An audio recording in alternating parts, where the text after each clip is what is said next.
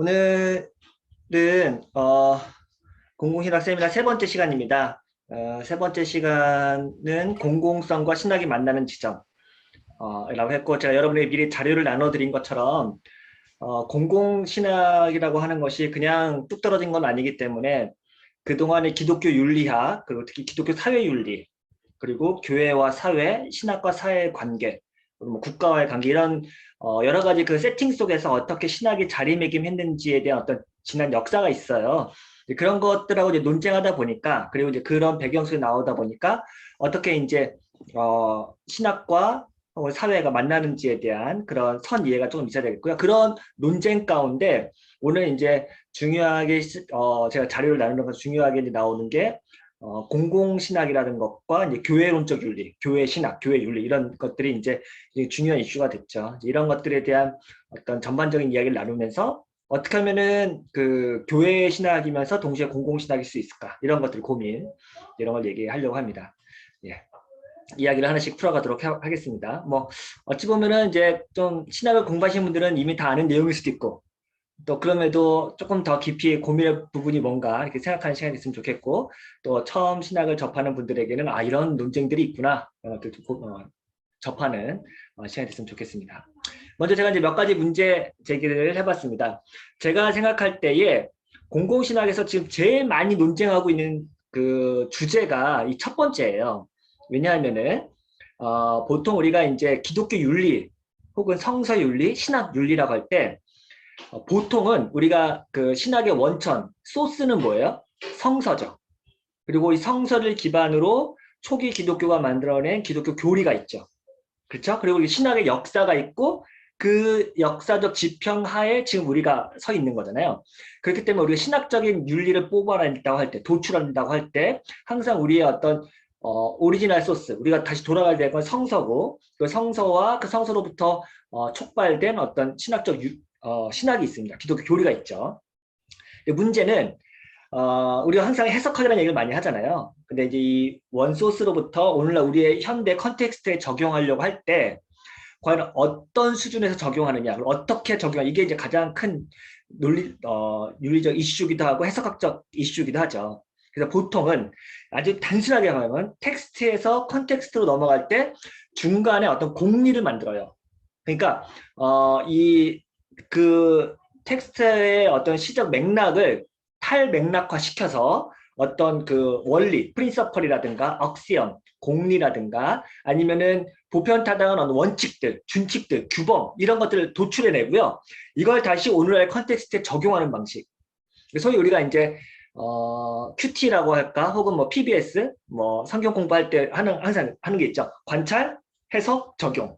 이 단계가 사실은 아주 그런 기독교 해석학의 가장 기초적인 단계를 이제 단순화시킨 거거든요.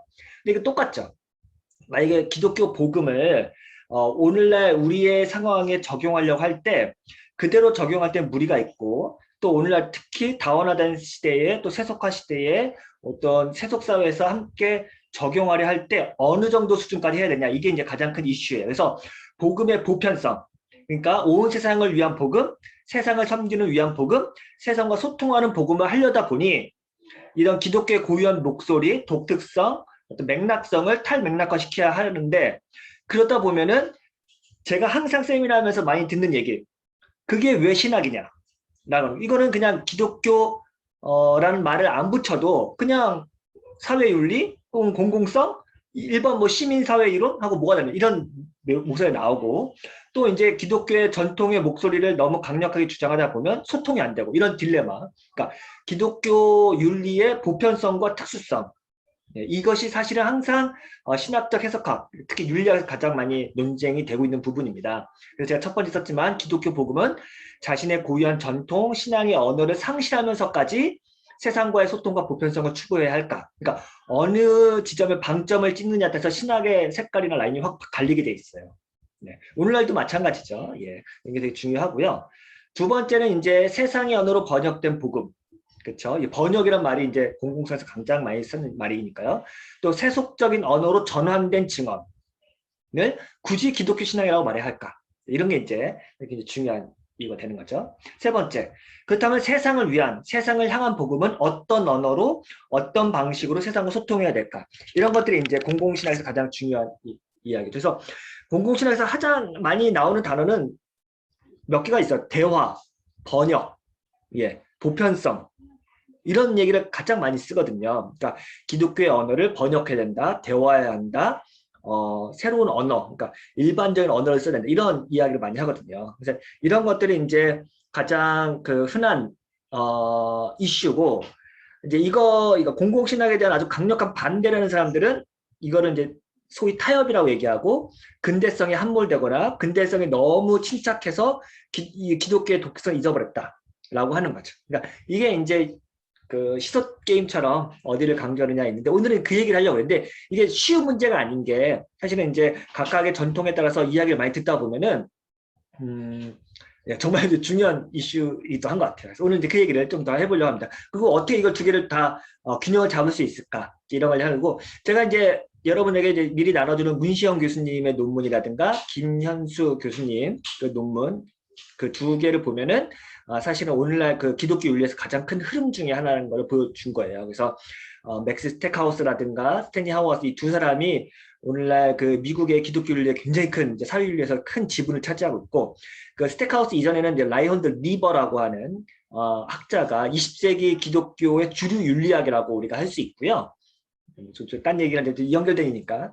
그리고 이제 그거에 반기를 든 게 1970년대 이후에 존 요더라든가 그리고 스탠리 하워스가 이제 혜성처럼 등장해서 그 기존의 그 리버라든가 스택하우스라든가 이런 방식의 윤리학이 아주 강력하게 도전장을 내밀고 엄청난 비판을 해서 이제 성서 현실주의, 그래서 비브리칼 리얼리즘이라고 하는 것을 만들어내서 교회론적 윤리를 새롭게 부각시키고 있죠. 이게 이제 뭐 시카고 학파, 이일 학파 이런 논쟁으로 이어지기도 하고 연결되기도 하고요. 또 독특한 메시지를 내고 있고요. 네, 이런 것들이 이제 지금 윤리학에서 굉장히 중요한 이슈다라고 할 수 있습니다. 일단 먼저 제가 여러분에게 소개할 거는 복음의 보편성, 그러니까 공공신학을 주로 얘기하는 사람들의 이야기를 먼저 하려고 합니다. 네, 보통 이제 공공신학을 가장 이제 많이 언급하는 학자는 이제 시카고 학파의 수장이라고 할 수 있는 데이비드 트레이시입니다. 데이비드 트레이시는 해석학적 신학, 뭐 수정주의 신학 이렇게 많이 불리고 있는데, 이분이 이제 시카고는 아무래도 해석학이라는 것은 오늘날 컨텍스트와 해석, 그리고 문맥, 번역, 그리고 학문성 이런 것도 굉장히 강조하는 라인이거든요. 그래서 이제 이분이 이제 굉장히 중요한 인물인데, 아쉽게도 이제 데이비드 트레이시의 책은 우리나라에 한 권밖에 번역이 안 됐고, 사실 중요한 책들이 번역이 안 됐어요. 그래서 조금 아쉽긴 한데, 네, 그리고 이제 공공신학에도 굉장히 큰 역할을 했죠. 그래서 제가 책에는 이제 트레이시의 책이라든가 논문 같은 걸 몇 개 이제 언급을 했는데 여러분이 참고하시면 좋을 것 같고, 이분이 이제 어떤 얘기를 하냐면은 단순히 신학이 공적인 삶에 어떤 윤리적 기여를 할 수 있는지가 그게 문제가 아니다. 그러니까 보통 우리가 지금까지 얘기한 거는 공론장에서 신학이 어떤 역할을 할 것이냐, 어떤 기여할 것이냐, 어떤 doing theology를 할 것이냐, 이런 실천과 적용과 어떤 참여의 문제를 고민했잖아요. 근데 트레이시의 문제식은 그게 아니에요. 단순히 신학이 공적 삶에 어떻게 기여하고 어떻게 참여해서 이거 정도 문제가요. 근본적으로 신학이 어떤 의미에서 학문의 조건과 본질을 만족시킬 수 있냐, 이게 더 중요하다. 그러니까 이 사람이 얘기하는 건 신학 자체가 어떻게 공적일 수 있느냐, 그러니까 신학이라는 학문이 어떻게 근대의 학문의 그 규칙의 크리테리온, 그러니까 입증 가능한 혹은 그 비판, 그렇죠? 크리테리온은 뭐라고 하죠? 비평 기준을 통과할 수 있느냐라고 하는 거예요. 왜냐하면은 전통적으로 신학이라고 하는 신학 고유의 언어가 있었는데, 그 신학 고유의 언어가 아카데믹한 학문의 장에 편입하기 위해서는 신학 자체가 공적이어야 된다는 말이에요. 그러니까 이거는 단순히 그냥 기독교적 정체성을 갖고 어떻게 공적인 역할에 참여하냐 이런 문제가 아니라는 거죠. 이해하셨죠? 그래서 신학자의 가장 중요한 책임은 진리에 대한 이해, 의사소통의 규범, 타당성 구조, 비판적이면서 진정성 있는 대화에 열린 자세 임하는, 이게 다 뭐예요? 근대 학문의 기준이에요. 이건 다시 신학적인 게 아니라 뭐 사회학은 정치학, 역사학, 모든 학문들은 이 기준에 부합해야 돼요. 근데 신학도 마찬가지다. 신학을 할 때 앞으로는 근대 이전의 신학처럼 하는 게 아니라, 개토화된 신학이 아니라 진리, 의사소통, 타당성, 비판, 대화 이런 거에 열려 있습니다. 라고 하는 거죠. 그래서 공공신학을 어디언스에 맞춰 조정하자. 그러니까 그렇다고 이제 트레이시가 교회에 맞춤형 공공신학 하지 말자는 게 아니라 처치, 아카데미, 소사이어티 이 세 영역에 다 신학은 각자의 역할을 해야 된다. 여기에 다 들어맞아야 된다. 교회에서는 고백적인 언어를 하는 게 맞죠. 그죠? 교회 안에서조차 막 학문적이고 막 의사통, 규범성, 타당성, 비판성 이런 거 할 필요는 없죠. 트레이시도 교회에서는 고백적인 언어가 맞다고 생각해요. 근데 아카데미에 가서 주님은 그리스도는 주님이십니다라고 고백적인 언어 이거를 주님은 나의 구원자 이런 언어를 쓸 수는 없잖아요. 아카데미에서. 그러니까 아카데미에서는 아카데미에 맞는 청중을 고려한 공공신학 하자. 소사이어티는 어떻게 되죠? 일반 시민사회에서는 시민사회 문법을 맞게 하자는 거죠. 신학이. 그러니까 이 세 영역에 공이 신학은 각자의 역할을 충실히 해야 되는데 그동안은 교회 안에서만 고백적 언어로 신학을 했다면은 이제는 그렇게 하지 말자라고 한 거고 이게 이제 가장 트레이시가 공언했던 부분입니다. 그래서 신학 자체를 공적으로 만들자. 라고 만드는 거죠. 그래서 모든 신학은 다 퍼블릭하다. 제가 지난주에 말씀드렸죠. 이제 이게 하는데 이게 이제 굉장히 중요한 이유가 이제 트레이시하고 직접 연결된 건 아니지만 트레이시처럼 이제 하려고 했던 사람이 볼프강 판넨베르크라고 하는 독일의 유명한 신학자거든요. 그러니까 판넨베르크의 신학적 기획 자체가 사실은 근대의 근대의 학문의 기준에 어떻게 신학의 언어가 같이 대화 가능한 언어로서 할 수 있느냐. 그러니까 신학은 어떤 의미입니까? 우리가 학문, 스키엔치아, 사이언스 잖아요. 학문이란 게. 그러니까 우리가 뭐 인문과학, 사회과학이라고 얘기하잖아요. 그럼 신학도 그런 의미에서 과학일 수 있느냐. 그러니까 근대적 학문이 일 수 있냐. 이걸 논쟁하는 게 사실 이제 판넨베르크와 자우토의 논쟁이었는데요. 판넨베르크가 이제 그래서 신학을 근대 학문, 스키엔치아, 사이언스의 맥락에도 충분히 부합해야 된다라고 말했던 거죠. 근데 이거는 사실 바빙크도 이런 역할을 했고요. 바빙크도 이제 여러분 개혁교육학 1권을 보시면 신학은 어떤 의미에서 학문인가 이런 걸 아주 자세하게 논의하고 있어요. 그래서 이게 굉장히 중요하고 20세기 초, 19세기 말에 이제 근대 학문이 굉장하게 이제 신학이라든가 철학에 먼저 이제 18세기에 강력하게 영향을 줬고 그 위에 신학에도 영향을 줘가지고 신학이라고 하는 자체가 어떻게 하면은 공적일 수 있느냐 이걸 고민했던 거죠. 트레이시가 이제 이런 작업을 했습니다. 맥락은 이해하시겠죠? 예. 그래서 이제 이렇게 생겼는데요, 트레이시가. 트레이시가 이제 하는 작업. 공적 담론으로서의 신학 자체가 퍼블릭 디스코스가 돼야 된다. 퍼블릭, theology as public discourse 이렇게 이야기한 거죠. 그래서 이제 신학 자체가 이제 퍼블릭 디스코스로 이제 돼야 된다고 하는데 첫째, 신학은 교회만을 위한 학문도 아니고 개인의 경건을 위한 사적 신념도 아니다. 신학은 지식의 최전선에서 언제나 당대의 학문과 대화하고 경쟁하고 토론할 수 있다는 자신감을 가져야 한다. 네. 이런 신학 되면 좋겠죠? 저는 사실은 이제, 신학이라는 학문이 예를 들어서 수준이 떨어진다. 그러니까 보통 학문의 수준이 떨어진다라고 말할 때 어떻게 하면은 신학도 근대 학문 혹은 다른 역사학이나 정치학이나 사회학과 어깨를 견주면서 나란히 할 수 있을까? 이 고민이 성수학에서 먼저 일어났죠. 그래서 신학 성수학자들이 대부분 그 유럽이나 미국에 있던 그 분과에서 역사학과에 편입된 부분도 많거든요. 그래서 본인은 이제 톰 라이트도 마찬가지로 본인을 신약 성수학자라고 하지 말고 역사학자라고 부르기를 원하거든요. 그 말은 뭐냐면 주 1세기, 2세기 역사학자라고 부르는 거거든요. 그러니까 그 말은 역사학의 방법론을 통해서 신약 성서의 학문성을 입증하려고 하는 그런 시도라고 할 수 있는데 사실은 이제 그런 신약 성서학과 역사학뿐만이 아니라 일반 조직신학이라든가 우리 실천신학이라든가 윤리학도 이런 방식으로 근대의 학문의 토대 위에서 만들어진다고 하는 거죠. 그러니까 신학이 뭐 쫄 필요도 없고 신학이 진짜 엄격한 학문성을 갖고 있다면은 언제나 여기 말하는 당대의 최전선의 학문과 대화하고 경쟁하고 토론할 수 있다. 그리고 그렇게 해야 된다. 라고 한 거죠. 그래서 판넨베르크 같은 경우는 과학자들하고 대화 엄청 많이 하고요. 그러니까 소통이 되는 거죠. 그러니까 과학자들도 판넨베르크가 하는 이야기를 귀 기울여 듣는 이유는 판넨베르크 역시 과학자들의 논리와 그 논쟁을 다 이해하고 그 맥락 속에서 이야기를 하니까 신학을 가는 거죠. 이제 과연 근데 신학이라는 게 갈까?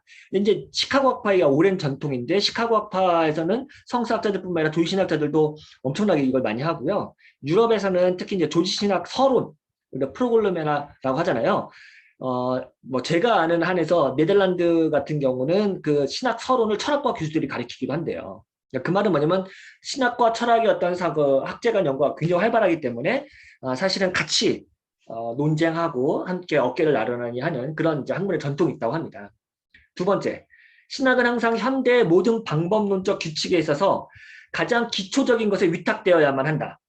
신학은 현대 학문의 방법론과 주제를 충분히 소화하면서도 그 근저에 놓여있는 형이상학적 토대나 인식론적 신념을 제시하는 역할을 할 수 있다. 자, 이건 더 중요한 건데 예를 들어서 현대 학문이 전제하고 있는 어떤 학문의 기초가 있을 거 아니에요. 그건 아마 이제 근대성이라고 하는 제가 다시 한번 얘기했지만 그 근대성의 어떤 학문의 전제가 있어요. 막스 베버가 얘기한 것처럼 탈주술화된 세계에서는 가치와 규범을 분리해가지고 가치와 사실 분리. 그 사실의 영역에서 우리가 어떻게 학문을 쌓아가느냐가 근대 학문의 인식론적 토대고 그리고 학문의 방법론인데 이거는 신학도 공유해야 된다라고 하는 거고 그럼에도 불구하고 신학이 기여할 수 있는 건 뭐냐? 이런 형이상학적 토대라든가 인식론적 신념은 사실은 역사학이나 사회학이나 정치학 같은 것도 더 근저에 있는 철학적인 논쟁인데 이 철학적 논의를 신학기에 기여할 수 있다고 보는 거예요. 그러니까 신학과 철학이라는 그 아주 근원적인 학문들이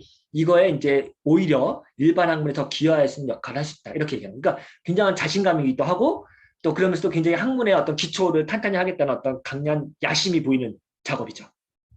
이런 의미에서 트레이시는 신학은 당연히 공적 담론이어야 되고 그러면서도 동시에 오늘날 근대 학문이 갖고 있는 모든 전제와 방법론들, 어떤 그 규칙들을 공유해야 한다고 이야기를 하는 겁니다. 이해하셨죠? 예. 그래서 뭐 이 책은 이제 트레이시의 신학에 대한 전기인데 제목을 A Theology of Conversation이라고 했네요. 그러니까 대화의 신학이라고 했고 이것이 이제 제가 다시 한번 얘기하면 시카고 학파의 굉장히 중요한 어떤 그 태제라고 할 수 있습니다. 이제 데이비드 트레이시가 이런 어떤 보편성으로서의 신학에 대한 어떤 기초를 나왔다면 그 위에서 이제 직접적으로 더 좀 적용을 한 사람이 이제 맥스 스택하우스라고 할 수 있습니다. 맥스 스택하우스는 이제 우리나라에도 한번 방문한 적이 있고요. 우리나라에도 소개가 많이 됐고 책도 번역이 됐고 소개한 논문도 좀 꽤 많고요. 그쵸. 예. 그래서 이제 굉장히 널리 알려졌고 공공신학을 가장 대중화시킨 사람의 한 명이라고 할 수 있습니다. 네, 그리고 프린스턴은 아브라함 카이퍼 센터장이었어요. 그래서 이제 프린스턴 신학교에서 오랫동안 교수를 해왔고요. 존경을 많이 받는 분입니다. 지금 돌아가셨어요. 몇 년 전에 돌아가셨던 걸 알고 있고요. 네. 국내에도 이제 이 스택하우스의 제자가 이제 이상훈 교수님이라고 계시고요. 이 스택하우스는 제가 말했지만 프린스턴의 아브라함 카이퍼 센터장으로 있었기 때문에 개혁신학의 바탕 위에서 다양한 기독교 사회윤리의 전통을 흡수하고 언약신학에 근거한 공공신학을 구축했습니다. 그래서 초기에 썼던 책들을 보면은 커버넌트와 제목인데 그런 관련된 책도 있고 오늘날 그 개혁신학이라고 하는 일반 은총이라든가 그 하나님의 위임론 그러니까 맨데이트라고 하죠. 위임론 그리고 이제 하나님과 피조세계 언약 관계 이런 것들을 통해서 신학적 기초 위에서 이제 공공신학을 이제 형성하는 사람입니다. 이 사람이 뭐라고 얘기하냐? 제가 읽어볼게요.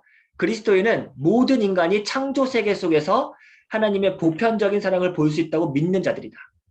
그러니까 모든 인간이 그러니까 그리스도인이건 넌 그리스도인이건 창조 세계 속에서 하나님의 사랑을 볼 수 있다고 맞는 말이죠. 로마서 1장 27절인가? 예. 하나님의 알만한 지식을 모든 사람에게 주셨다고 이제 말하죠. 그리고 지속적인 섭리의 은총 속에서 그 사랑을 경험할 수 있다고 믿죠. 또한 예수 그리스도 안에서 그것을 알 수 있고 하나님 나라의 도래를 통해 이 모든 것이 성취될 것이라는 희망을 가지고 사는 자들입니다. 이러한 하나님을 아는 모든 이들은 반드시 공적 영역으로 나가야 하며 이 세상의 영혼과 문명을 변화시킬 수 있다는 가능성의 증인이 되어야만 합니다. 그러니까 하나님이 단순히 기독교인들하고만 언약 맺은 게 아니라 모든 인류와 언약을 맺고 모든 창조 세계와 언약을 맺었고 그리고 하나님께서 우리에게 그 언약 세계, 언약 맺은 창조 세계를 돌보라고 하는 그런 어떤 청지기직 사명을 주셨잖아요. 이게 개혁신학이 말하는 문화명령, 이게 굉장히 중요한 건데 그렇기 때문에 반드시 그리스도인이라면 교회에만 갇히는 것이 아니라 공적 영역에 나가야 되고 거기서 이제 문화 변형을 시켜야 된다. 문화 위임론, 문화 위임론이라고 하고 또 이제 월터스토프 같은 경우나 뭐 카이퍼 같은 경우 개현이라고 하죠. 문화가 이제 쭉 뻗어나가고 확장되는 영역에서 이제 기독교인들이 특별히 더 역할을 할 수 있다 이렇게 하는 거죠. 그렇기 때문에 당연히 오늘날과 같은 공적 영역에 그리스도인이 나가는 건 너무나 당연한 거고 거기서 책임 있는 시민의 역할 그리고 그리스도인으로서의 소명을 다해야 된다고 얘기하시는 거예요. 이거는 우리가 전통적으로 알고 있는 기독교 세계관이기도 하고 혹은 청지기 윤리기도 하고 또 직업 소명설이기도 하고 이게 다 연결돼 있죠. 이거 이제 개혁신학의 언약 신학에 그 근거한 공공신학의 연장선에서 이제 이렇게 이야기할 수 있겠죠. 네. 이걸로 끝냈네요, 제가.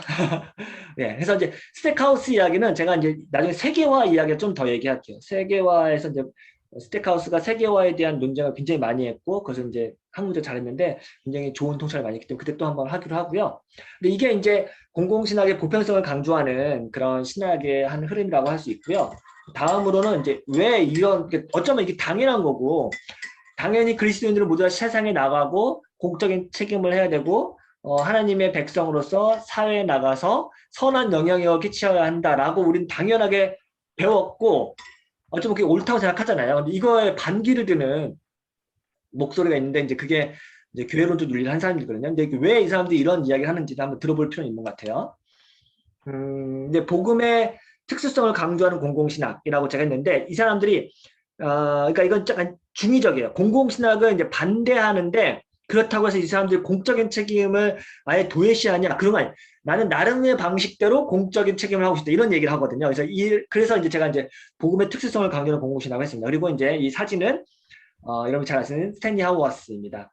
뭐 타임즈에는 뭐 몇 년도 제가 기억이 안 나는데요. 20세기의 가장 유명한, 가장 탁월한 뭐 기독교 신학자라고 뽑히기도 하고 했던 인물이고 확실히 이제 스탠리 하우어스는 우리나라에도 책이 많이 소개되었거든요. 여러분들이 다 읽어보시면 좋겠는데 제가 오늘도 몇 권 소개할 거예요. 스탠리 하우어스는 진짜 자기만의 학파가 있어요. 그거는 굉장한데 스탠리 하우어스가 제자도 많고 그 스탠리 하우어스를 따르는 어떤 일개 사단이 있어요. 그래서 이제 스탠리 하우어스의 제자들이 엄청나게 많고 엄청나게 강력한 영향력을 끼치기 때문에 스탠리 하우어스는 20세기 후반 기독교 윤리를 공부하기 위해서는 반드시 필요한 인물인 것 같아요. 그래서 여러분들이 시간을 내서 공부할 필요가 있고 굉장히 중요한 인물입니다. 그래서 이제 김성환 박사님이 스탠리 하우스 연구를 많이 했고 이제 뭐 논문도 쓰셨기 때문에 여러분들이 이제 나중에 이제 중국 과정에서 따로 공부하게 할 텐데 스탠리 하우스만 공부하는 것도 굉장히 의미 있는 일이라고 생각합니다. 왜냐하면 굉장히 재미있어요. 그리고 이제 아주 날카롭거든요. 네, 그래서 공부할 필요가 있고, 예, 그렇습니다. 아무튼 우리나라에 책도 번역이 많이 됐기 때문에 여러분들이 이제 공부하기 좋습니다. 자, 스탠리 하우어스가 공공신학을 대놓고 비판하는 지점이 있어요. 자, 지난번에도 우리가 김성환 박사님이랑 같이 이야기할 때 이런 얘기 했어요. 공공신학의 그런 목표가 뭐냐? 굿시티를 만드는 거다라고 하는 내용이 있었어요.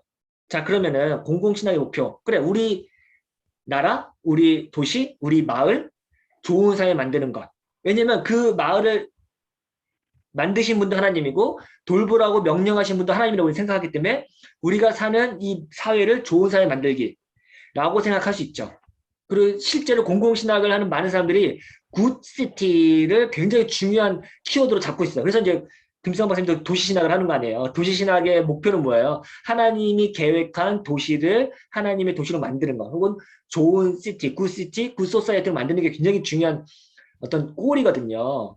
그런데 이 하우어스가 뭐라고 얘기하냐면은 공공신학 목표가 그거야? 그러면 좀 더 나가서 민주적인 국가 건설하는 거? 그거야?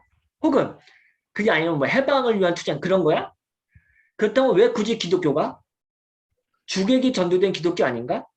그러니까 그렇다고 해서 제가 다시 한번 얘기지만 야 그러면은 복음을 전해야지 왜 이런 사회사업을 해? 이런 말도 아니에요. 스탠리 하우스는 그러면 전통적으로 빌리그램이라든가 복음주의자들이 야 복음이 먼저고 빵은 나중이야 이렇게 복음이 먼저냐 빵이 먼저냐 이런 논쟁이 있었잖아요. 근데 스탠리 하우스는 그렇다고 복음이 먼저라고 하는 그런 말도 하는 것도 아니에요.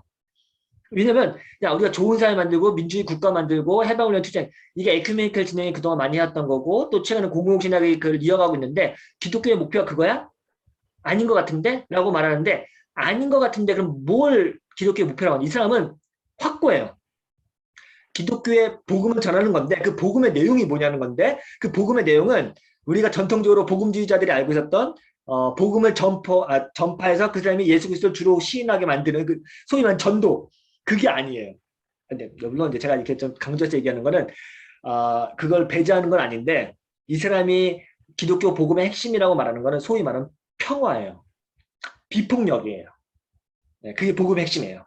근데 이 사람이 말한 거는 우리가 소위 이제 구두로 전파해서 복음을 전해서 그 사람이 회심해서 예수를 믿는 것을 단순히 말하는 게 아니라 그러니까 신학의 목적과 그리고 공공성의 목적은 복음의 내용이 완전히 이 사람의 캐릭터를 바꿔놔서 완전 예수의 캐릭터로 만드는데 그 예수의 캐릭터의 핵심은 이 사람이 비폭력 평화주의로 만드는 거예요.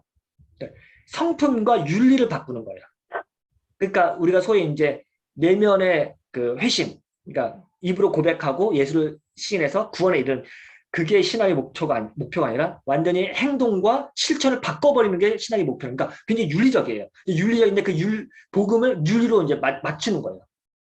근데 이 윤리의 내용은 단순히 사회윤리가 아니라 공동체 윤리면서 동시에 개인에게 어떻게 공동체의 성품을 만드느냐. 그러니까 전통적인 내용도 아니고 그렇다고 공공신학도 아니고 자기 나름의 또 제3의 길을 방법을 만드는 거죠. 예, 이런 거 이제 좀 더 얘기해 볼게요. 공공신학은 신학 본연의 과제에 충실하면서도 사회의 공공성에 헌신할 수 없는가. 이게 사실은 스탠리 하워스는 이렇게 얘기하진 않는데 스탠리 하워스의 영향을 받고 공공신학의 영향을 받은 또 이제 그 종합하려는 사람들이 하고자 하는 거예요. 왜냐면 기존의 공공신학이 너무 이제 아카데미와 소사이어티에서의 역할을 강조하다 보니까 그러면 교회만을 위한 고백적 컨페셔널 테올로지와 퍼블릭 테올로지를 어떻게 조화시키지 이걸 잘 못했어요. 역시 이거는 굉장히 어려운 문제예요. 그리고 김현수 교수님도 굉장히 이걸 섣불리 융합시키는 거는 무모할 수 있다. 저도 역시 공감을 하고 그렇게 해서 이제 문시영 교수도 그걸 고민하는 건데 이게 이제 오늘날 공공신학과 기독교 윤리가 굉장히 중요한 이슈라는 걸 이제 먼저 말씀드릴게요. 일단은 스탠리 하워스가 계몽주의 시대의 신학의 과제를 항상 우리는 어떻게 하면은 기독교의 언어를 세상의 언어로 번역할 수 있을까, 트랜슬레이션 할 수 있을까, 그리고 해석할 수 있을까, 인터프리테이션 이게 굉장히 중요했어요. 그렇기 때문에 근대성에 적응을 하든 근대성을 타협을 하건 비판을 하건 혹은 뭐 다른 대안을 만들건 어쨌든 해석이라는 과정 그리고 어떻든 대화라는 과정을 도외시할 수가 없었어요. 그런데 스탠리 하워스는 여기에 강력하게 대응해요. 계몽주의의 패러다임을 우리가 왜 따라가야 하냐라고 얘기하는 거예요. 근대성이 만들어 놓은 그 틀에 우리는 왜 따라가야 되냐고 말하는 거예요. 근본적으로 도전하는 거예요. 그러니까 아까 데이비드 트리스는 계몽주의라든가 근대성이 만들어 놓은 그 학문의 토대, 그 인식론적 기초, 그 형이상학적 토대 이거를 함께 공유해야 된다고 얘기했잖아요. 이 사람은 반대야. 그거를 왜 우리가 따라가고 우리는 굳이 그걸 쫓아갈 수 없고 우리는 그 패러다임에 짝짝하고 갈 수 없다는 거예요. 그게 옳지 않기 때문에. 근데 이게 스탠리 하워스가 왜 세계적인 신학자가 됐냐? 이런 계몽주의 비판, 모더니티 비판이란 게 단순히 이 사람만 말한 게 아니라 이미 철학자들이라든가 정치학자들이 20세기 후반이 되면은 뭐 그 전부터 있긴 했지만 근대성 비판이라고 하는 아주 강력한 그 포스트 모더니즘이 나오면서 이게 또 힘을 얻게 돼요. 그래서 여러분 잘 아시는 굉장히 레디컬한 그 지젝이라든가 아감벤이라든가 이런 사람들이요. 스탠리 하워스를 인용하는 게 있어요. 특히 지젝이.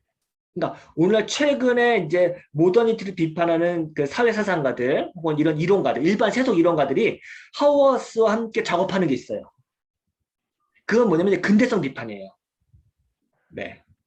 그러니까 여전히 주류는 데이비드 트리스 같은 사람은 근대성을 어떻게든 흡수해가지고 기독교를 어떻게 맞춰가느냐의 논쟁이었다면 이 사람은 그걸 아예 그냥 대놓고 까는 거거든요. 그래서 이제 스탠리 하워스가 하나님의 나그네 된 백성 그 1장인가에 보면 이런 내용이 나와요. 신학 서론이 중요하냐 기독론이 중요하냐 폴 틸리가 중요하냐 칼바트가 중요하냐 이게 상징적인 건데요. 신학 서론은 뭔지 아세요? 우리가 조이신학에 보면 신학 서론, 신론, 인간론, 기독론 뭐 종말 교회론 종말 이렇게 쭉 쓰는데 그 서론은 뭐냐면은 신학이 이게 슐라우마부터 나오는데 신학이 어떻게 학문으로서 자기 자리를 자리할 수 있는지에 대한 뭐 경험, 이성, 합리성, 혹은 성서, 전통 이것들 어떻게 일단 세팅하고 가느냐. 그러니까 내가 지금 앞으로 신학을 전개할 때 이런 방법론을 쓰겠다고 하는 선언이에요. 개론이에요. 근데 여기는 항상 철학이 들어가요. 이해하셨어요? 그러니까 프롤로그메나는 여러분이 개혁파 교의학이 됐건 뭐 5만 가지 지금 당장 지금 책장에 가서 조이신학 책 꺼내보면 서론이 있어요. 다. 그 서론이 있다는 건 뭐냐? 신학을 어떻게 학문의 자리에 편입할까를 고민했던 18세기, 19세기, 20세기 신학자들의 작품이에요. 근데 스테니하우스는 신학 서론이 중요하지 않다라고 얘기한 거예요. 왜냐하면 칼 바르트가 교회교의학 1권을 쓸 때 서론을 빼버렸어요. 신학 서론이 없어요. 칼 바르트는 교회교의학 1권부터 말씀론과 기독론으로부터 시작해요. 왜 그런지 아세요? 신학 서론을 필요 없다고 생각해요. 그러니까 근대성, 그러니까 내가 교회교육을 하는데 근대가 만들어놓은 패러다임에 내가 적응하지 않겠다라고 선언한 거예요. 그래서 서론이 없어요. 네. 그래서 이제 스탠야워스가 바르트를 되게 좋아하거든요. 그러니까 바르트의 논의를 가서 신학 서론이 중요하냐, 기독론이 중요하냐. 그럼 폴 틸리의 시스테매틱 디얼러지가 먼저냐, 칼 바르트의 교회 교육이 먼저냐라고 논쟁을 제시해요. 폴 틸리의 시스테매틱 디얼러지는요, 여러분 이번에 세미케 플러스 나오는데 여러분 그거 한번 보세요. 1권을 꼭 보세요. 옛날에 번역된 걸로 저도 여러 번 읽었는데 1권을 보면은 신학 얘기, 성서 얘기 하나도 없어요. 주신학 1권이. 완전히 다 철학 얘기예요. 인식론에 대한 이야기예요. 합리성에 대한 이야기예요. 그러니까 신학이 어떻게 대화하고 적응하느냐에 대한 문제예요. 그런데 칼바르트의 교회 교약은 아예 처음부터 때려놓은 거죠. 이 신학은 교회를 위한 신학이고 예수 그리스도부터 출발한다. 그래서 이제 바르트의 논리는 근대성을 깨부시고 근대성의 패러다임에 내가 쫓아가지 않고 나는 고유한, 그러니까 계시로부터 시작하는 고유한 신학을 하겠다라고 하는 거죠. 그래서 스테니하우스가 강력하게 이제 하는 게 우리의 신학 이해를 계속 업데이트할 게 아니라 완전히 새로운 출발, 새로운 삶이 더 중요하다라고 하면서 상징적으로 얘기하는 거예요. 말이 좀 길었네요. 네. 그래서 스테니하우스는 그래서 보수주의, 자유주의 다 비판하는데 이 사람이 자유주의 비판하니까 뭐 보수주의냐 그렇지도 않아요. 보수주의도 엄청 비판해요. 결국 뭘 얘기하냐, 양쪽 모두 이 세상을 더욱 잘 살기 좋은 곳으로 만들기 위해서 보수주의나 자유주의나 모두 다 좋은 세상을 만들기 위해서 우리의 민주적인 권력을 책임있게 사용한다고 생각하는 점에서 이견이 일치한다. 네. 그러니까 보수주의 기독교나 자유주의 기독교나 어떻게든 이 세상에 하나님 나라를 이루기 위해서 방식은 달라. 그리고 방향도 달라. 그런데 하는 짓은 똑같아.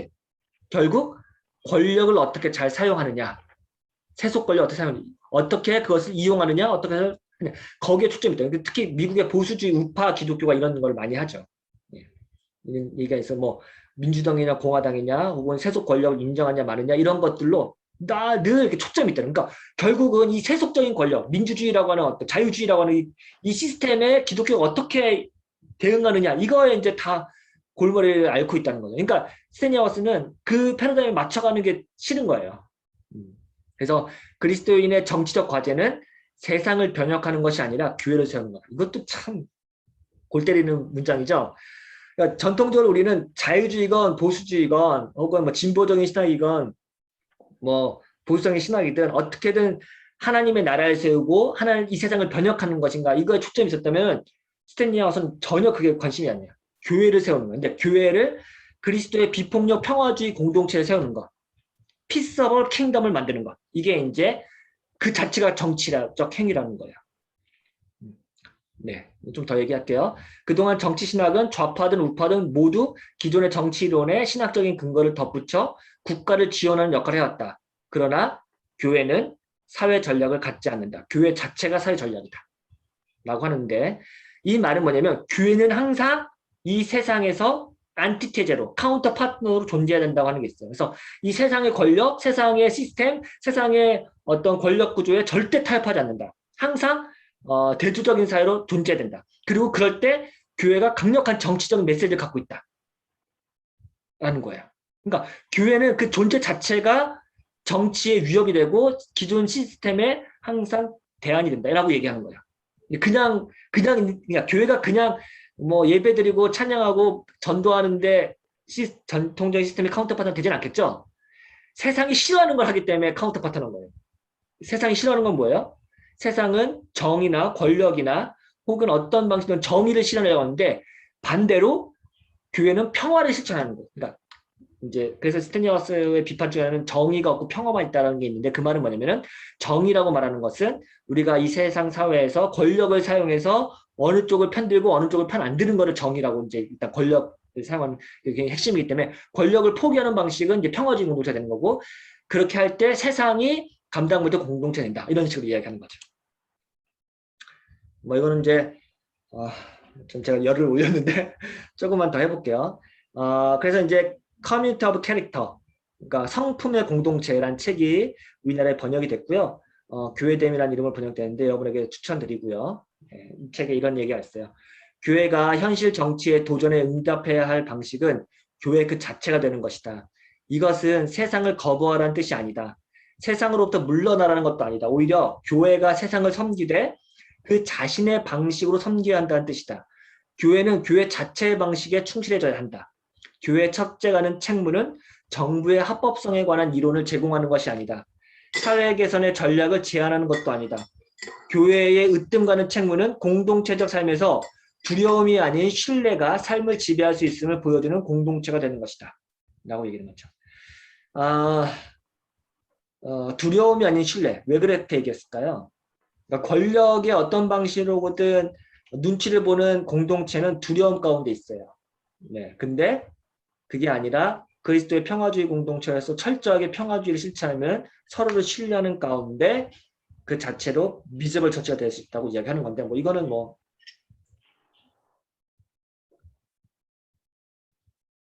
네, 넘어가겠습니다.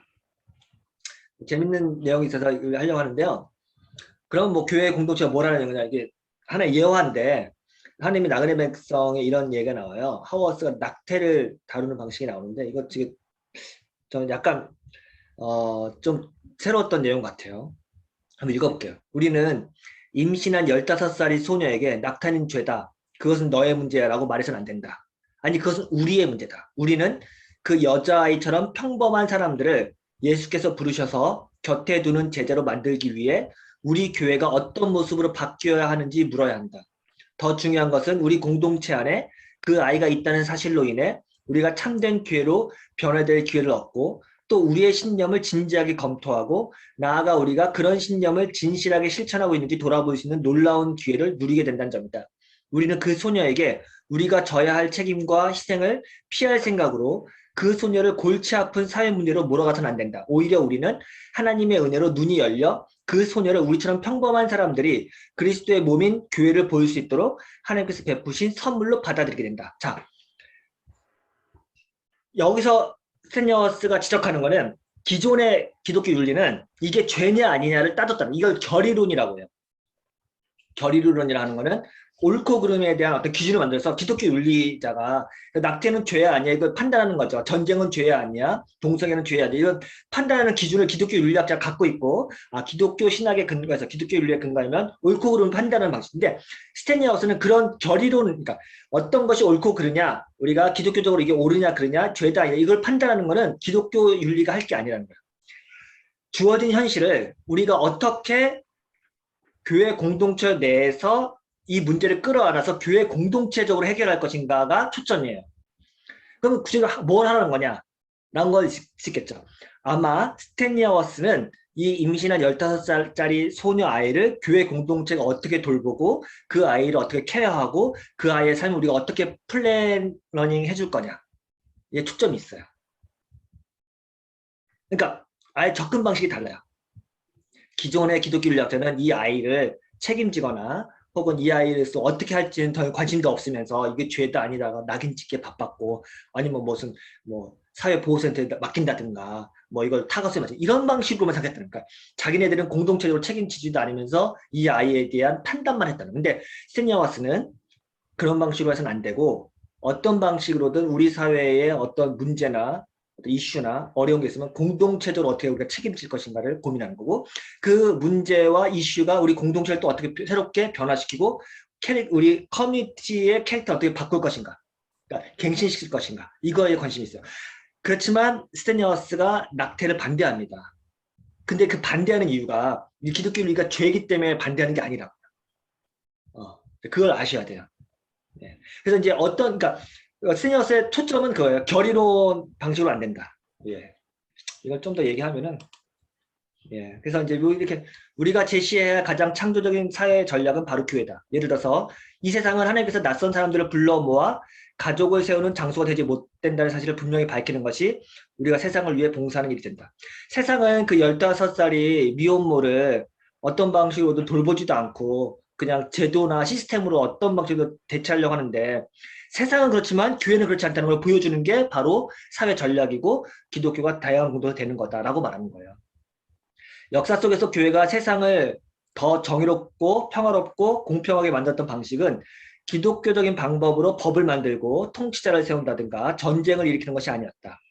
교회는 어린 양 예수를 따라 비폭력적인 방식으로 상호 복종과 참을성 있는 배려를 통해, 즉 진정한 그리스도의 몸의 정치학을 신실하게 현존함으로써 정치를 새롭게 했다. 그러니까 기독교인이 무슨 뭐 어떤 정책을 만들고 법을 만들고 어떤 정치가를 세우는 방식으로 하나님의 나라를 세웠던 건 없다. 오히려 교회라고 하는 아주 독특한 그 하나님 나라의 백성들 공동체를 통해서 실제로 이 세상에 새로운 어떤 빛을 만들었다. 이렇게 얘기하는 거고요. 이런 뭐 예시를 좀 들긴 합니다. 네.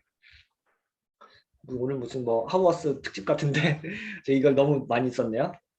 마지막일 것 같은데, 교회가 현실 정치의 도전에 응답해야 할 방식은 교회 그 자체가 되는 것이다. 이거 아까 했던 것 같은데요. 네, 다시 왔네. 네, 그래서 이제 네 넘어가서요. 제가 그 스택하우스나 데이비드 트래시나 스탠리 하워스 이 세 사람을 보면은 과연, 그러니까 저는 이제 근본적으로 그게 문제인 것 같아요. 이 사람들이 모더니티라고 하는 그 근대성이라고 하는 것을, 그러니까 세상을 어떻게 평가하느냐. 세상. 근데 특히 세상 중에서도 중세 이후의 근대성, 모더니티를 어떻게 평가하느냐. 그러니까 모더니티를 굉장히 악마화하거나 혹은 이거를 굉장히 비판하고 극복해야 할 대상으로 보는 게 스테니하우스고요. 이 모더니티, 근대성 역시 하나님께서 이 세상을 이끌어가는 역사의 방식이라고 보는 게 소위 자유주의 신학이에요. 그리고 공공신학도 하겠어요. 그러면 이제 모더니티는 이성과 계몽주의와 합리성과 경험이 중시되는 소위 이제 그러니까 좀 나쁘게 말하면은 철학의 시대 혹은 뭐 과학의 시대거든요. 이성의 시대거든요. 근데 그 이성의 시대에 기독교는 비합리적이고 비이성적이라는 낙인이 찍혔잖아요. 일정 부분. 그렇기 때문에 기독교 신학도 이제 중세적인 방식으로 계속 신학의 그 왕좌에서 내려와서 소위 이제 그 합리성, 레셔널리티의 어떤 강력한 그 기준에 부합하는 신학이 되든가 아니면은 아예 그냥 꼴통 근본주의로 전락하든가, 이 둘 중에 갈림길에서 대부분의 신학은 그 근대성이 어떤 방식으로든 조우하려고 함께 발맞춰 가려고 신학 자체를 굉장하게 부단히 노력을 했어요. 근데 칼바르트 역시 뭐 제가 그 칼바르트는 근대성 굉장히 비판도 했는데, 칼바르트 역시 칸트의 영향권 안에서 그 모더니티를 새로운 방식으로 해석했다는 해석도 많아요. 이건 뭐 굉장히 이건 디테일한 논쟁이기 때문에, 그래서 이건 좀 브루스 맥코믹 같은 사람은 그렇게 해석을 하는데, 이 어려운 부분이란데 결국은 이제 뭐냐면은 모더니티를 어떻게 바라봤느냐고, 대부분의 주류 기독교는 이 모더니티를 어떤 방식으로 끌어안으려고 했어요. 그게 이제 바빙크도 마찬가지고요. 개혁파 신학이나 뭐 보수 신학 뭐 말할 것도 없어요. 아무리 그 보수적인 근본주의 신학자들도 어떤 방식으로든 모더니티를 끌어안으려고 했어요. 이거를 안 하면 안 되기 때문에, 신학이 안 되기 때문에. 그래서 이제 그 낸시 머피라고 하는 미국의 유명한 기독교 신학자들은 뭐 경험주의에 기반한 자유주의 신학이나 혹은 뭐 보수적인 신학이 둘 다 모더니티에 상생하다 이렇게 평가도 하거든요.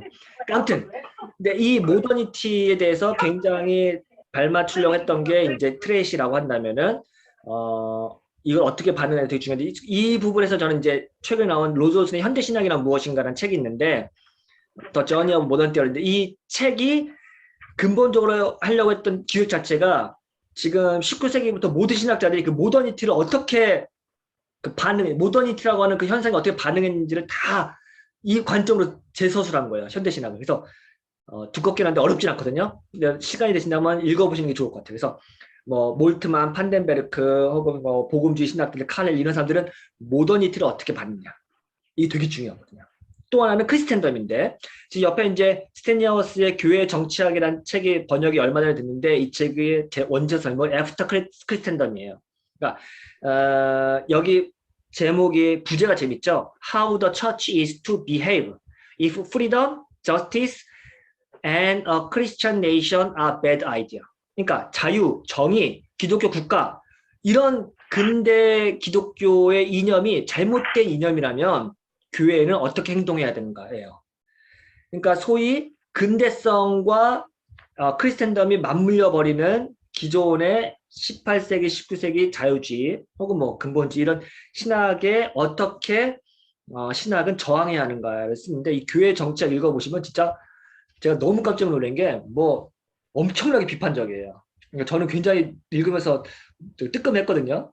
제가 하우어스를 너무 좋아하지만 동시에 하우어스하고 좀 제가 다른 입장인데 아무튼 그 공공신학이라든가 근대성에 이렇게 발맞추려고 하는 신학을 진짜 사정없이 깨부셔요.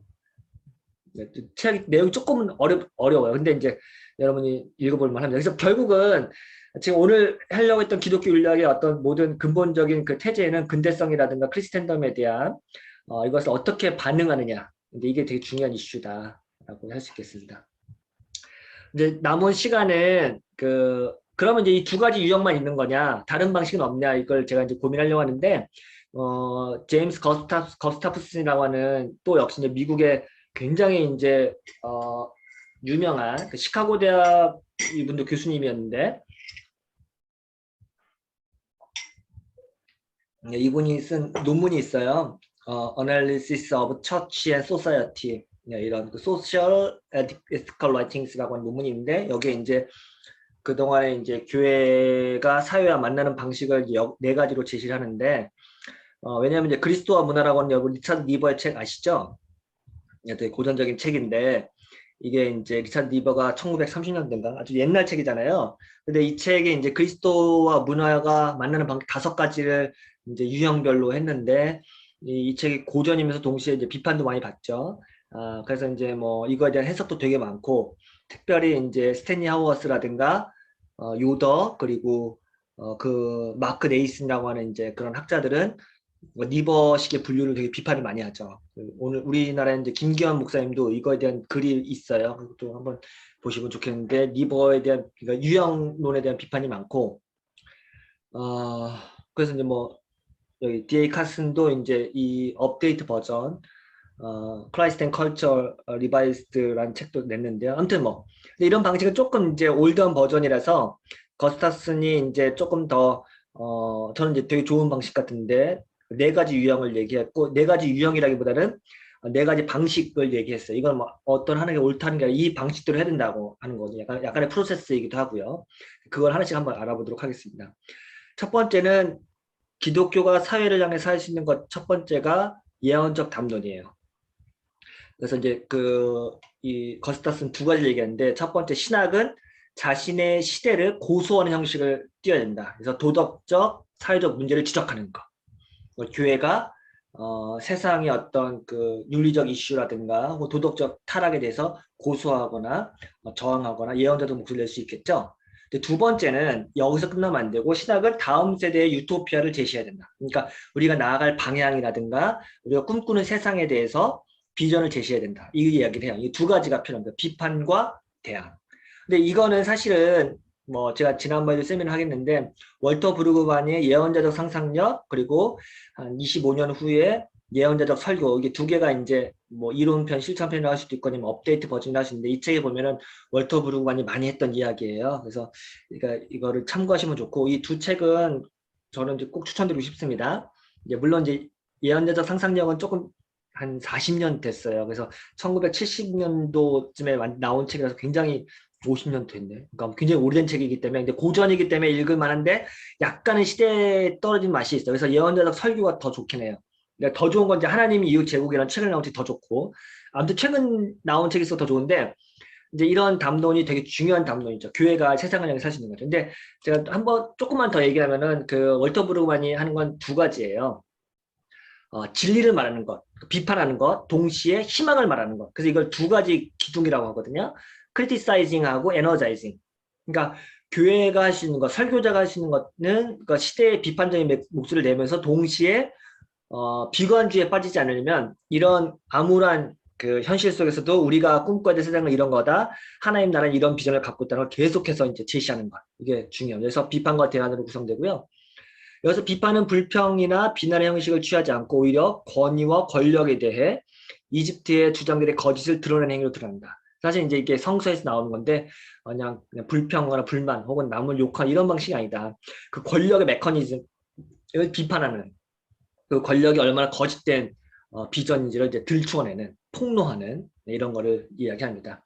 동시에 대안적 공동체가 앞으로 나갈 수 있는 시간과 공간을 약속하는 거죠. 새로운 실체들로 인도함으로써 희망을 제공한다. 그러니까 작지만 현실적이고 구체적인 희망을 우리가 제시도 하고 그런 꿈을 꾸어야 된다고 계속 얘기하는 거죠. 예언자적 설교라든가 예언자적 상상력이란 거는 우리가 그 세상을 향해서 정치를 향해서 사회를 향해서 우리 사회가 궁극적으로 꿈꿔야 될 이사야서라든가 미가서라든가 하박국에 나오는 그런 정의와 공의와 혹은 샬롬의 나라를 계속 제시하는 거죠. 그러니까 우리가 구체적인 무슨 정책을 이런 걸 말할 수는 없잖아요. 예를 들어서 기본소득이라고 한다면 기본소득의 정책이 어떻게 입안에 우리는 모르죠. 하지만 하나님 나라 꿈꾸는 그 세상 모두가 다 무화과 나무 아래서 자신의 지분을 갖고 행복하게 사는 소위 말하면 각자 자기 집 한 채 갖고 모두가 행복하는 사회를 꿈꿀 수 있잖아요. 성경이 말하는 그 샬롬의 비전. 그러니까 우리는 그런 사회로 가야 됩니다라고 이제 비전을 제시하면 그걸 구체적으로 입안한 사람은 정치인들을 하겠죠. 이제 기독교에 할 거는 그 비전 제시라고 할 수 있다. 이런 얘기를 하는 거죠. 두 번째는 내러티브 담론인데요. 이것도 역시 교회가 할 수 있는 역할 중 하나인데 이 내러티브는 굉장히 이거 역시 월터 브루만하고 연결 많이 되는데 이 내러티브는 뭘 얘기하냐면 이야기나 비유는 공동체와 전통 속에서 도덕적인 영웅들의 이야기나 중요한 사건들을 다음 세대에게 전수하는 역할을 한다. 이러한 이야기들은 공동체 속에서 공동의 기억을 지속하고 양심, 도덕적 정체성, 그리고 공동체 구성원들의 성격을 형성시켜준다. 엄격한 결의론보다 훨씬 큰 역할을 하는 이야기는 삶의 모범을 제공해 줌으로써 도덕적인 의사결정을 하는데 큰 도움을 준다. 자, 이게 이제 아까 말했던 하워스 식의 이제 기독교 윤리학인데, 예를 들어서 어떤 걸 얘기하냐면은 이제 하워스가 그 맥킨타이어라고 하는 미국의 윤리학자의 굉장히 큰 영향을 받았는데 이 덕의 상실이라는 아주 고전적인 책이 있는데 이 책의 뒷부분에 보면은 히어로에 대한 이야기가 나와요. 그러니까 히어로. 네. 어떤 이야기냐면 우리가 윤리를 배우는데 어떤 규범을 딱딱 원칙을 우리는 보통 어떤 원칙을 배우고 야, 이 원칙 배웠으면 네 삶에 항상 적용을 해야 돼. 그래서 어떤 상황이 있든지 간에 그 원칙을 가지고 우리 삶에 구체적인 상황은 항상 바뀌고 항상 여러 가지고 우리가 어떤 상황을 경험할지 모르지만 원칙이 있으면은 그 원칙대로 살 수 있잖아요. 그쵸? 그러니까 우리가 성경 해석도 성경 해석의 어떤 기본적인 원칙, 역사적 해석, 문법적 해석, 무슨 신학적 해석 이런 원칙이 있으면 그 원칙을 갖고 오늘날의 어떤 그 구체적인 이슈에 대입하잖아요. 이런 방식으로 실천하면 안 된다는 거예요. 이게 제가 했던 결의론이에요.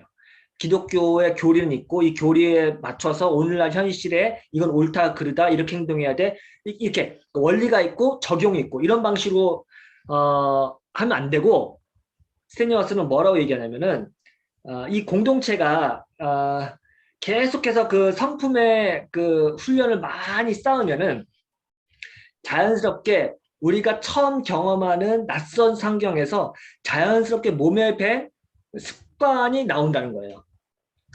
이 말은 그 애프터 버처에서 마지막 챕터에 그러니까 내러티브 히스토리 히어로의 챕터에 이런 얘기가 나와요. 인디언들이 그 자녀 교육을 할 때 어떻게 하냐면은 인디언들이 모닥불 피워놓고 거기서 이제 고기 구워 먹으면서 그 자녀들한테 이야기를 해주는 거죠. 어떤 이야기라냐면 우리 할아버지는 말이야 옛날에 그 전쟁에서 이렇게 했다. 우리 그 할아버지는 옛날에 이런 이야기가 있었어 하면서 옛날 이야기를 들려준대요. 인디안들은. 근데 그 옛날 이야기를 듣는 그 손자들, 아들들은 사실은 실제로 우리 공동체가 갖고 있는 어떤 규범이나 원칙이나 공리나 교리가 없어요. 몰라요. 근데 이 할아버지들의 이야기를 계속 전수 듣고 전수 들으면서 자기도 어떤 위험이라든가 혹은 낯선 환경에 처했을 때 자연스럽게 그때 몸에 밴 이야기와 습관들이 자연스럽게 나오기 때문에 그때는 나 이거 이때 어떻게 하지? 그러니까 예를 들어서 오늘날과 같은 기후 위기라고 합시다. 기후 위기에 우리는 어떻게 해야 되지? 이게 신학적으로 어떻게 해야 되지? 이런 식의 고민을 안 한다는 거예요. 뭐 얼마나 공감되는지 모르겠어요. 그러니까 마치 그 몸으로 그 무술을 막 연마한 쿵푸 달인은 제가 뭐 세미나 할 때 많이 드는 비유인데 그래서 이제 막 누군가 공격이 그러니까 쿵푸가 그냥 맨날 주저앉아 닦고 마당 쓸고 이렇게 막 그 엄청나게 그 계단을 오르락 내리락 하면 이제 몸에 이제 자연스럽게 그 쿵푸의 기본기가 배잖아요. 그럼 어느 순간 그 쿵푸 마스터가 갑자기 이렇게 날라오는 주먹을 했는데 자기도 모르는 사이에 샥 피하잖아요. 그게 이제 습관이거든요. 그러니까 몸에 밴 습관. 그러니까 어떤 공격이 왔을 때 이때는 이렇게 해야지 생각하고 판단하는 게 아니라 규범과 적용에 멈추는 게 아니라 그냥 자연스럽게 어떻게 몸에 제스처를 할지 나온다는 거예요. 근데 그거는 계속해서 그 공동체에서 이야기를 듣고 우리 조상들의 이야기, 우리의 삶의 이야기를 계속 누적시키면은 이 사람은 어느 순간 그 새로운 상황이 맞닥뜨렸을 때 그 이야기의 힘으로 내면화된 성품으로 자연스럽게 당연히 어떻게 해야 될지를 알게 된대요. 제가 표현을 잘했나 모르겠습니다. 그래서 이 캐릭터 형성, 습관, 그리고 이야기, 그리고 공동체 이런 것들이 자연스럽게 몸에 배는 사람들은 어떤 방식으로 현대사회를 적응해야 될지 나온다는 거예요. 그게 습관이에요. 그게 윤리예요. 그래서 내러티브 없는 그런 걸 이야기합니다. 제가 좀 설명이 많이 길어졌네요. 예. 근데 이제 이 두 가지는 사실 교회가 어떻게 하시는 건데 이제 세 번째, 네 번째는 조금 이제 전문적인 영역이에요. 그래서 ethical and technical discourse라고 하는 거는 어찌 됐건 기독교 윤리가 그러니까 세상 속에서 구체적으로 할 때는 그 논증이 필요하고 형식이 필요해요. 그래서 뭐 논리, 정의, 옳음의 정당성 이런 것들을 제시해야 될 필요성이 일단 전문가가 필요한 거죠. 기독교 윤리의 정당성을 입증하거나 설명해야 할 때 기존 윤리학의 도움을 받아서 설명해야 된다. 이거는 이제 거스타스는 얘기합니다. 제가 이제 뭐 예화를 그냥 짧게 들게요. 이거 베르나트 헤링이라고 하는 독일의 아주 유명한 가톨릭 신학자예요. 이 사람은 그 모랄 티올로지라고 해가지고 우리나라도 책도 몇 개 번역이 됐는데 그 굉장한 그 독일에서 유명한 신학자거든요. 우리나라에 많이 알려지진 않았지만 근데 이 사람이 최근에 쓴 책이 번역이 됐는데 조작의 윤리라고 해서 오늘날 유전자 조작 혹은 뭐 정보 조작 다양한 우리 사회의 그 조작에 관련된 혹은 뭐 정보에 대한 남용, 오용 이런 거에 대한 윤리 이건 완전히 인문학 책이에요. 저는 사실 이제 해링이라는 사람이 굉장히 유명한 도덕 신학자라고 알고 있었는데 갑자기 이 책이 나와서 깜짝 놀랐는데 사실 이 사람이 굉장한 인문학적 소양이 있어가지고 사실은 일반 철학계에서라든가 일반 윤리학에서 굉장히 유명한 학자더라고요. 그래서 사실은 이런 그 윤리학의 기본기가 탄탄한 사람이 기독교 윤리학을 하지만 동시에 이제 세상의 윤리학에서도 굉장히 이제 그 기독교 언어를 세상 언어로 이렇게 같이 맞춰서 할 수 있는 그런 타고는 몇 안 되는 학자긴 하지만 그래서 이제 일반적으로 이런 아주 철저한 논증이 필요한 때는 이제 그런 일반 학문의 도움도 필요하고 그 가교의 역할을 하는 사람도 필요하다. 뭐 이런 얘기를 하는 거고요.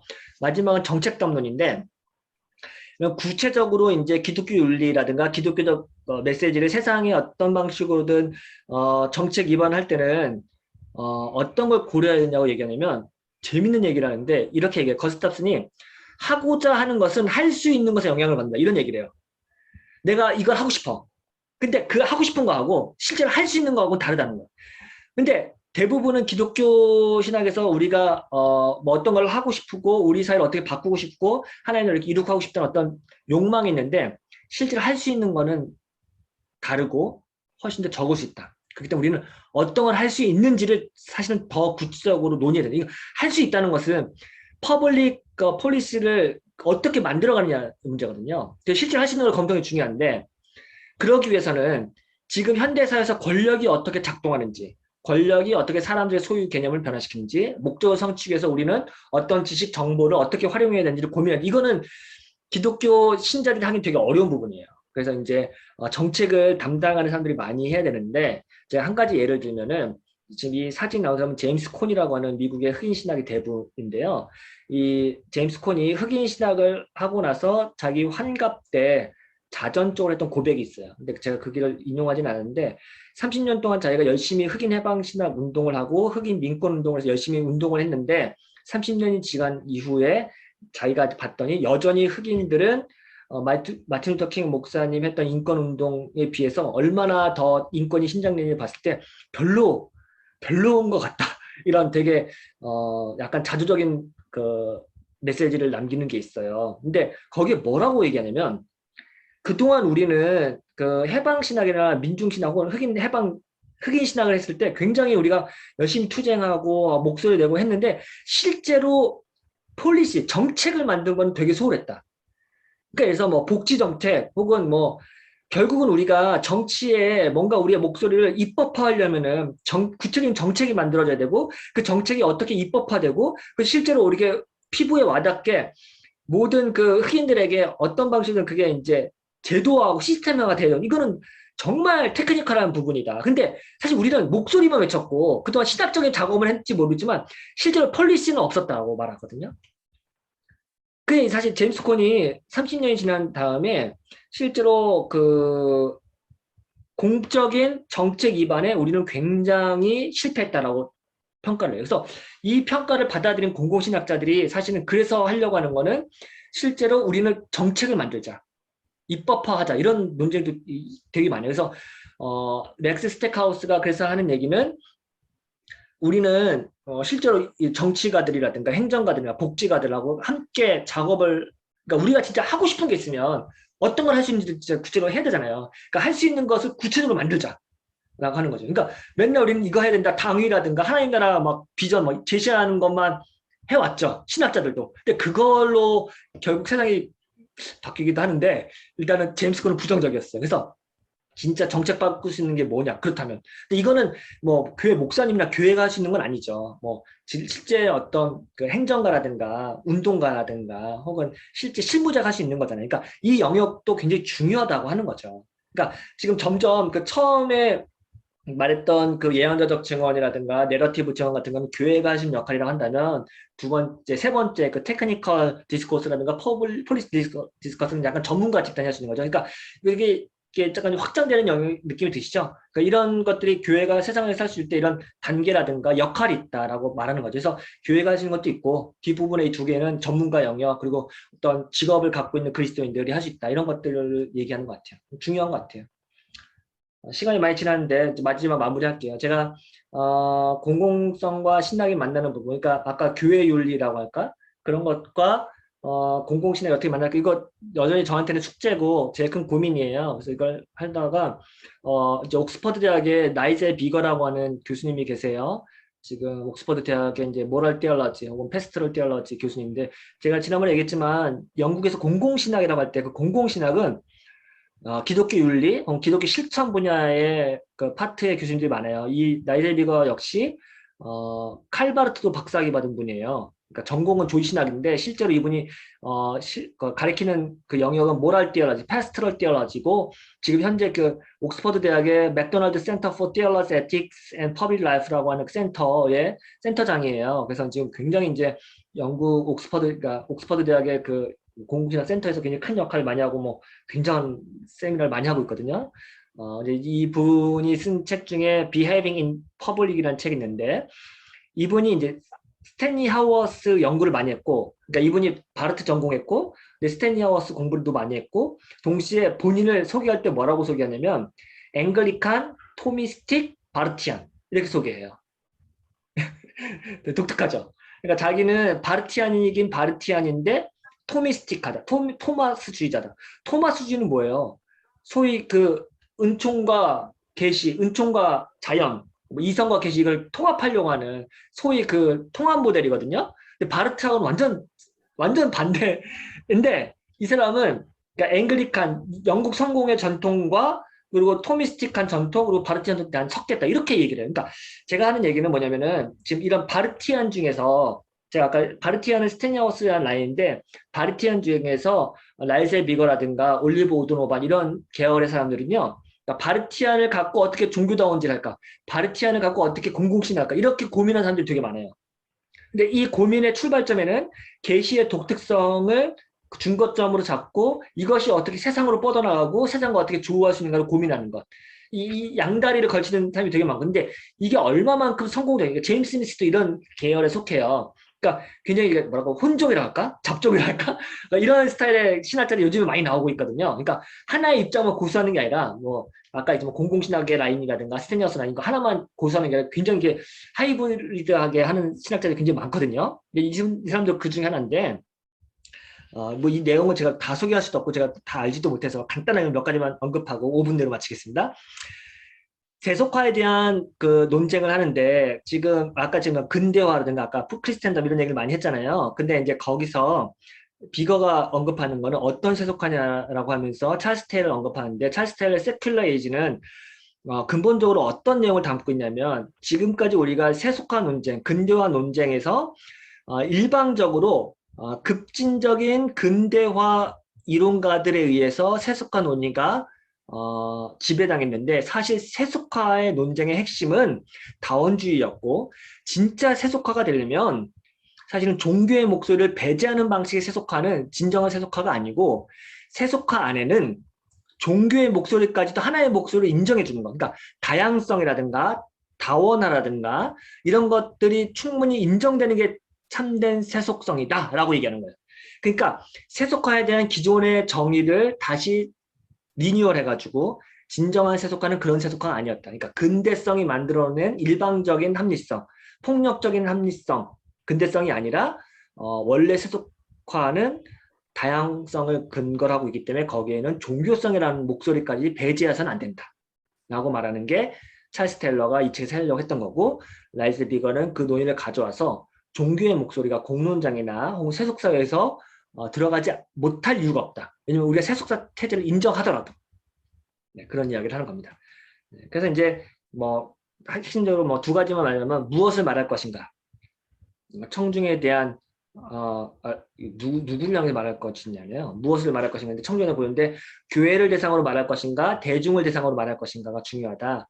교회를 대상으로 그러니까 아까 트레이시하고 비슷한데요. 교회를 대상으로 말할 때는 우리가 신학적인 언어, 고백적인 언어를 하지만 대중을 대상으로 할 때는 그 언어를 함께 번역할 필요가 있다. 이렇게 얘기하는 거고요. 어떻게 말할 것인가? 대화를 위해서는 공유된 가치가 있어야 된다.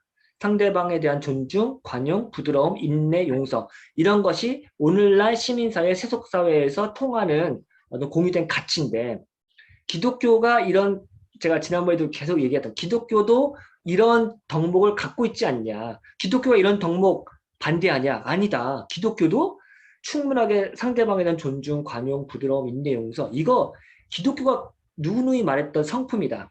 그럼 이 성품을 기독교가 더 개발한다면 충분히 시민사회에서도 기독교, 그러니까 이런 그 시민적 덕목이 기독교에서부터 모티베이션 돼가지고 나온 거.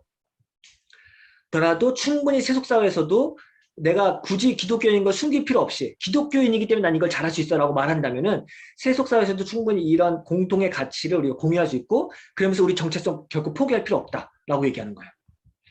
이해하셨죠? 이거를 이제 굉장히 중요한 저는 통찰이라고 생각해요. 그래서 진정한 교회는 가시적 교회고 이는 세상 속에 현존하는 교회다. 그러니까 가시적 교회, 그러니까 비가시적 교회, 그러니까 unvisible 교회, visible 처치 이거는 여러분 많이 나죠. 보이지 않는 교회는 천상의 교회로 뭐 보편적인 교회고 이 지역 교회는 보이는 교회잖아요. 그렇죠? 오늘 지역 교회. 이 지역 교회는 세상 속에 존재하는 교회잖아요. 그렇죠? 그래서 진정한 교회는 가시적 교회라는 말은 이제 바르트와 이제 보네퍼에서 굉장히 많이 나온 말인데 이 교회는 현실적으로 존재하는 교회죠. 그러면 가시적 교회는 자신의 공간을 개방하고 자신의 진리를 공개적으로 개방할 필요가 있다. 라고 해서 이제 환대를 다시 또 얘기해요. 그래서 교회가 세상을 품기도 하고 세상으로 나가기도 하고 이거는 동시에 있어야 된다 이런 얘기를 하는 거죠. 마지막으로 제가 이제 이거 비슷한 얘기를 이제 볼프가 그 하는 부분이 있는데 이건 제가 나중에 그 볼프의 공공신학에 대해서 자세하게 할 얘기가 많은데 볼프는 교회의 윤리와 세상을 향한 윤리가 이게 맞물려서 같이 돌아간다는 얘기를 많이 하거든요. 이제 그 중에 하나에 이런 얘기를 해요. 공공신학은 그 근거로 교회의 신학을 필요로 한다. 공공신학은 교회의 신학을 전제로 하고 교회의 신학은 공공신학을 통해 자신의 영역을 확장한다. 이 둘은 신앙 공동체의 생활에서 리듬과 같다. 그들은 예전을 위해 한 곳에 모이고 다시 세상 속 일상생활을 위해 여러 곳으로 흩어져서 다시 모이고 또 흩어진다. 흩어져서 생활하는 것은 기독교 생활의 필수적인 부분이기 때문에 공적인 참여를 피하는 것은 전혀 선택사항이 아니다. 그러니까 교회에서 모여서 우리가 예배드리고 거기서 그리스도의 공동체와 하나님의 백성인 것을 확인하고 다시 세상으로 나가고 이 리듬이란 게 사실 결코 분리되는 게 아니기 때문에 그리고 세상 공적인 영역에서 우리가 그리스도인으로서 참여하고 여러 가지 것은 그러니까 어느 선택의 문제가 아니란 거죠. 이게 둘 다 할 수 있는 거다. 그러니까 이걸 얼마 디테일하게 우리가 맞춰가느냐 가 중요하고 이걸 어떤 전 신학적 근거를 미셔널 처치, 선교적 교회라고 생각해요. 아버지께서 나를 보낸 것처럼 나도 너희를 보낸다 라고 하는 그 태제. 그러니까 하나님께서 예수 그리스도를 하나님의 내재적 삼위일체를 통해서 이 역사 속에서 경륜적 삼위일체로 보내시고 이 역사 속에서 예수 그리스도를 파송하잖아요. 세상으로. 똑같이 그리스도인들도 삼위일체 하나님과 함께 공동체를 형성하고 교회를 통해서 자신의 아이덴티티를 확인한다면 다시 우리 역시 세상으로 파송을 받는 거죠. 그러니까 이 사이클이 반복되는 거죠. 그러니까 삼위일체 신학, 그러니까 우리가 하나님과 아버지와 하나가 되는 그 신학, 이거는 자신의 정체성을 확인하는 부분이고 교회의 신학이고, 하지만 교회는 계속해서 세상으로 파송하는 거죠. 아버지께서 우리를 파송하신 것처럼. 그러니까 이 논리가 이제 성교적 교회에서 굉장히 중요한 거잖아요. 저는 그래서 이제 교회의 신학을 확고하게 하는 사람이 세상으로 계속 파송해서 세상에서 공적인 역할을 충실하게 수행하는 것. 근데 이 교회와 세상이 철저히 분리되는 게 아니라 교회에서 성품이 형성되면은 세상에 나가서도 그 성품으로 세상에서 무슨 눈총을 받거나 쟤는 왜 저렇게 말이 안 통해 이런 방식의 소통이 아니라 철저하게 이건 뭐 제가 나중에 얘기하는 자기 내어줌과 환대의 신학으로 무장된 캐릭터들, 그러니까 이렇게 볼프가는 내용이거든요. 삼위일체 핵심이거든요. 자기를 내어주고 타자를 받아들인 이 논리가 잘 된 사람들은 세상에 나가서도 그 윤리대로 살 때 세상 사람들과 공유된 가치 그리고 더 나은 윤리로 세상을 섬길 수 있다는 거죠. 이런 방식의 이제 신학적 백그라운드예요. 그러니까 신학적 그 윤리를 저는 이제 볼프가 너무 좋아서 볼프 공부하다 보니까 이런 내용이 많이 나오더라고요. 그래서 이제 이거를 제가 어떤 공공신학의 베이스, 그러니까 교회와 공공신을 만나는 어떤 부분으로 제가 이해하고 예, 이야기를 했습니다.